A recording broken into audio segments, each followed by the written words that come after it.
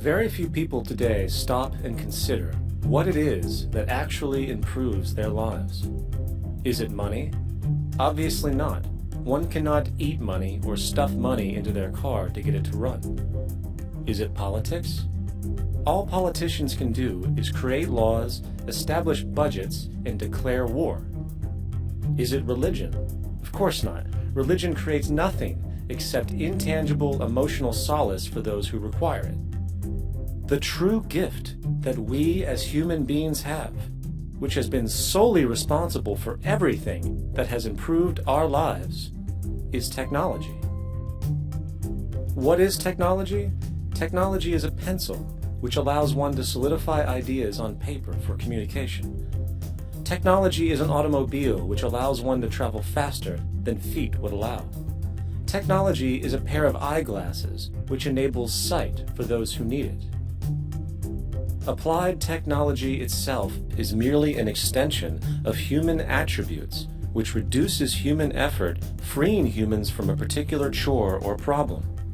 Imagine what your life would be like today without a telephone, or an oven, or a computer, or an airplane. Everything in your home, which you take for granted, from a doorbell, to a table, to a dishwasher, is technology generated from the creative, scientific ingenuity of human technicians, not money, politics, or religion. These are false institutions. And writing your congressman is fantastic. They tell you to write your congressman if you want something done. The men in Washington should be at the forefront of technology, the forefront of human studies, the forefront of crime, all the factors that shape human behavior. You don't have to write your congressman. What kind of people are they that are appointed to do that job? The future will have great difficulty. And the question that's raised by politicians is, how much will a project cost? The question is not how much will it cost. Do we have the resources? And we have the resources today to house everyone, build hospitals all over the world, build schools all over the world, the finest equipment and labs for teaching and doing medical research.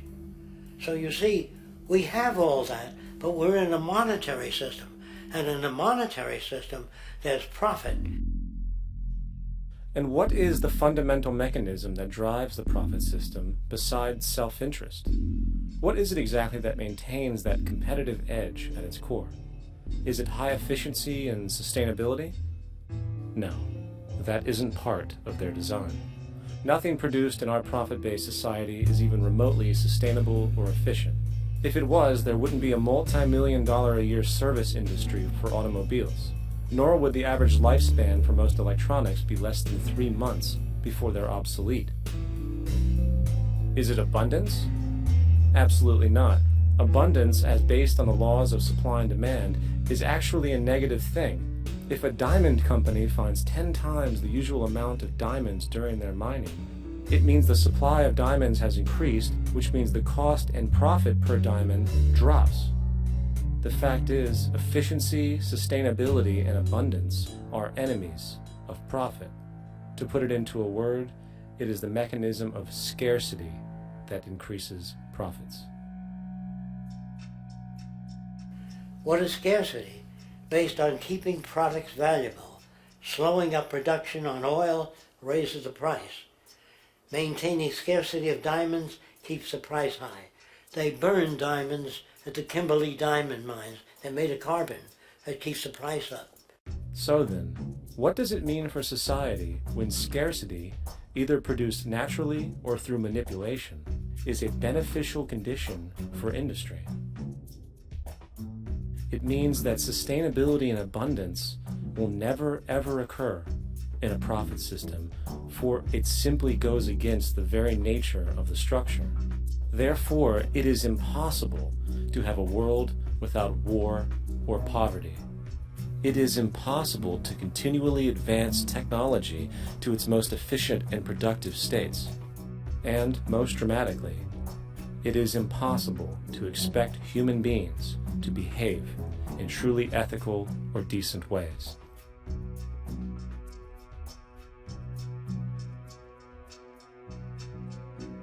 People use the word instinct because they can't account for the behavior. They sit back and they evaluate with their lack of knowledge, and they say things like, humans are built a certain way, greed is a natural thing, as though they've worked for years on it, and it's no more natural than wearing clothing. What we want to do is to eliminate the causes of the problems, eliminate the processes that produce greed and bigotry and prejudice and people taking advantage of one another and elitism, eliminating the need for prisons and welfare. We have always had these problems because we have always lived within scarcity and barter and monetary systems that produce scarcity. If you eradicate the conditions that generate what you call socially offensive behavior, it does not exist. The guy said, well, isn't that inborn? No, it's not. There is no human nature. There's human behavior, and that's always been changed throughout history. You're not born with bigotry and greed and corruption and hatred. You pick that up within the society.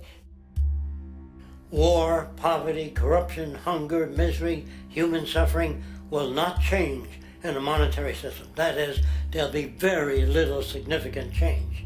It's going to take the redesign of our culture, our values, and it has to be related to the carrying capacity of the earth, not some human opinion or some politician's notions of the way the world ought to be, or some religious notions of the conduct of human affairs. And that's what the Venus Project is about. The society that we're about to talk about is a society that is free of all the old superstitions, incarceration, prisons, police, cruelty, and law. All laws will disappear, and the professions will disappear that are no longer valid, such as stockbrokers, bankers, advertising, gone forever, because it's no longer relevant. When we understand that it is technology devised by human ingenuity which frees humanity and increases our quality of life, we then realize that the most important focus we can have is on the intelligent management of the Earth's resources. For it is from these natural resources we gain the materials to continue our path of prosperity. Understanding this, we then see that money fundamentally exists as a barrier to these resources, for virtually everything has a financial cost. And why do we need money to obtain these resources? Because of real or assumed scarcity. We don't usually pay for air and tap water because it is in such high abundance, selling it would be pointless.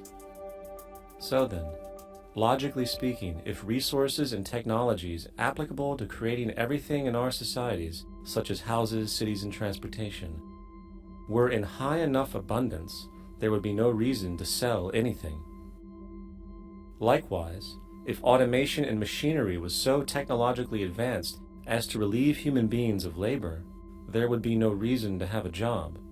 And with these social aspects taken care of, there would be no reason to have money at all. So the ultimate question remains: do we on Earth have enough resources and technological understanding to create a society of such abundance that everything we have now could be available without a price tag and without the need for submission through employment? Yes, we do. We have the resources and technology to enable this at a minimum, along with the ability to raise the standard of living so high that people in the future will look back at our civilization now and gawk at how primitive and immature our society was. What the Venus Project proposes is an entirely different system that's updated to present-day knowledge. We've never given scientists the problem of how do you design a society which would eliminate boring and monotonous jobs, that would eliminate accidents in transportation, that would enable people to have a high standard of living, that would eliminate poisons in our food, that would give us other sources of energy that are clean and efficient. We can do that out there.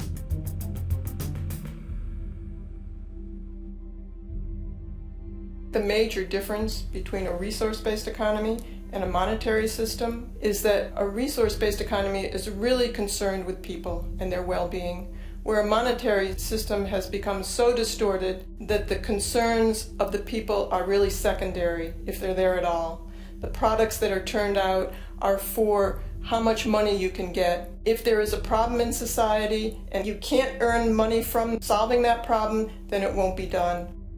The resource-based economy is really not close to anything that's been tried.